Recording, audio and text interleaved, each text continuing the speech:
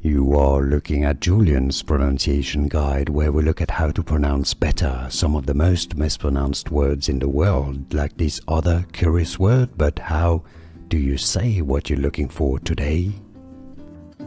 We are looking at how to pronounce this word and more confusing vocabulary in English. Can you pronounce this one? Stay tuned to the channel to learn more. In British English, it's said as manic. Manic, stress on the first syllable. In American English, it's rather said usually as manic, manic, or manic.